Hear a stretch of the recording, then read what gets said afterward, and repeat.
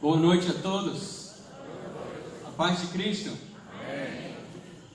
Eu pessoalmente estou muito feliz de estar aqui com todos vocês, neste amor, nessa comunhão, nesse momento que é tão gostoso. Eu posso lembrar de um momento na minha vida em que eu cansei de encontros, e quando ia para os encontros, às vezes me via me isolando no canto, mas foi uma pequena fase da minha vida e passou, e eu fico muito feliz de estar aqui com vocês. Alguém me perguntou se eu estou promovendo um movimento dos barbudos. A verdade é que não, tem alguns precursores antes do que eu. Agora, tem alguém aqui que me elogiou, disse que eu ficava muito bem e que a minha barba estava bem cuidada. Foi Antônio de Barros. Ele é um pouco suspeito para falar sobre esse tipo de assunto. Eu quero aproveitar esse momento para fazer uma propaganda sobre um novo trabalho na cidade de João Pessoa, que fica no bairro de Mangabeira. Eu até hoje não vi um pé de mangabeira lá, mas tem muita gente, é um bairro enorme, estamos começando uma congregação lá. E nós queremos, através desse site, convidar você para dar uma olhada nas fotos, para você dar uma olhada no início da igreja nesse bairro. Inclusive, daqui a 14 dias vamos estar disponibilizando todo o material bíblico de evangelismo e de ensino em grupos pequenos e também em panfletos que estão sendo usados nesse bairro, porque se você pretende começar uma obra, talvez alguma parte desse material seja interessante para você. Então daqui a umas 2 semanas, esse material vai estar disponível nesse site. Acesse o site. Muito obrigado. Se você pudesse pedir qualquer coisa para Deus, você já ouviu essa pergunta 1 milhão de vezes, mas se você pudesse pedir qualquer coisa para Deus, o que é que você pediria? Tem um homem na Bíblia que passou algum tempo falando com Deus, conversando com Deus, inclusive executando a vontade de Deus. E me parece que deu nele a vontade de pedir para Deus alguma coisa. E ele poderia ter pedido qualquer coisa, né? Mas esse homem foi Moisés e ele pediu para ver Deus. Ele já havia visto Deus na sarça ardente, já havia visto Deus na nuvem de dia, na coluna de fogo de noite.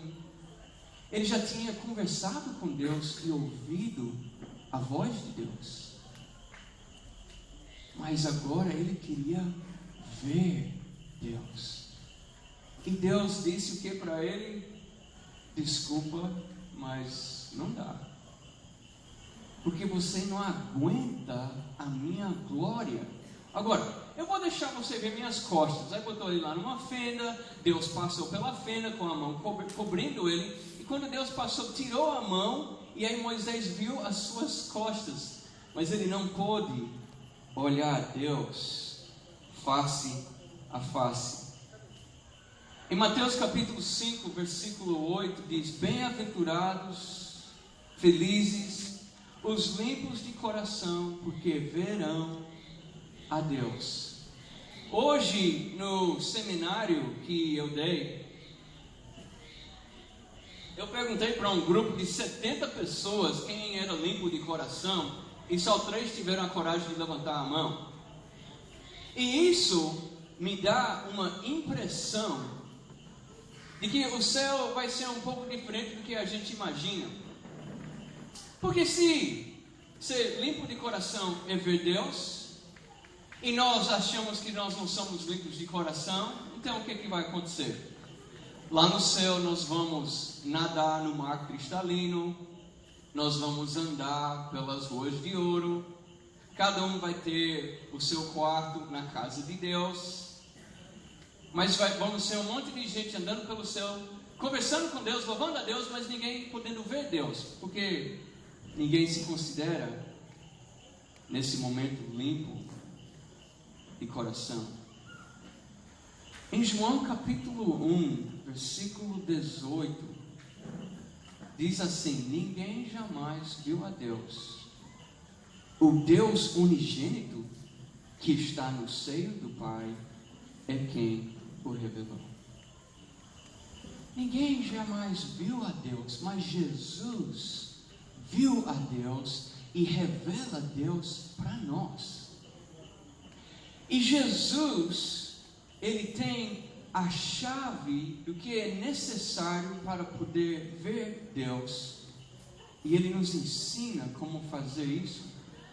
Precisamos ser limpos de coração.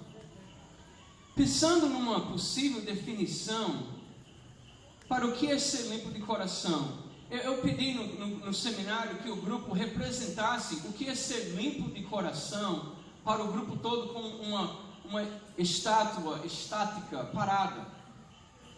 E eles criaram uma imagem de um monte de crianças brincando, interagindo, inclusive até no ventre. Olhar para o rosto de uma criança, talvez para nós, em termos de ver com os nossos próprios olhos, é o mais perto que a gente consegue imaginar o que é ser limpo de coração.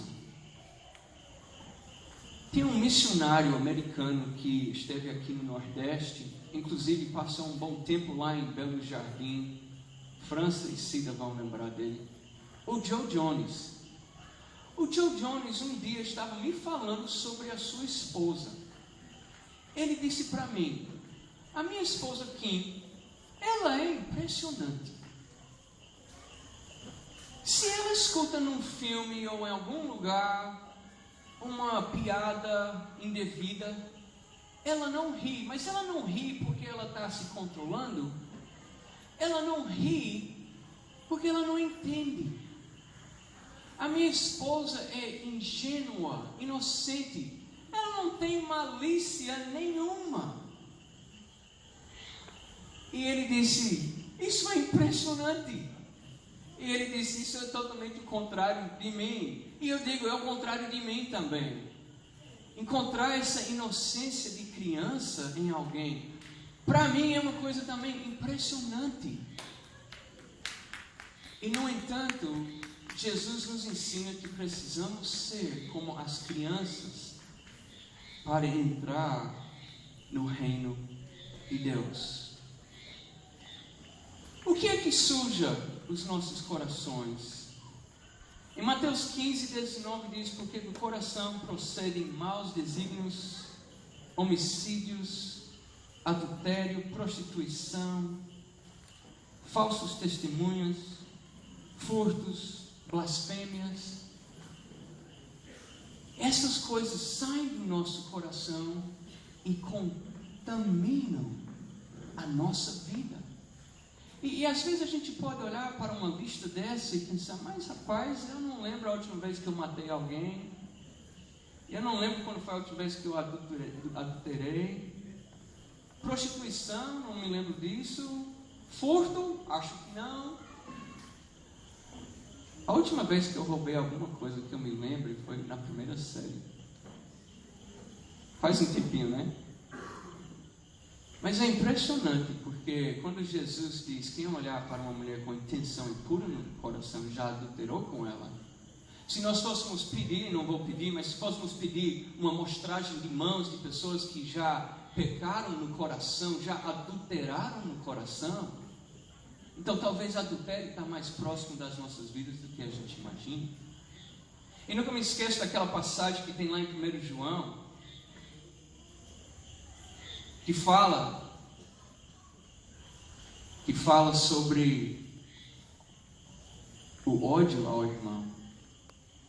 Assassino é aquele que odeia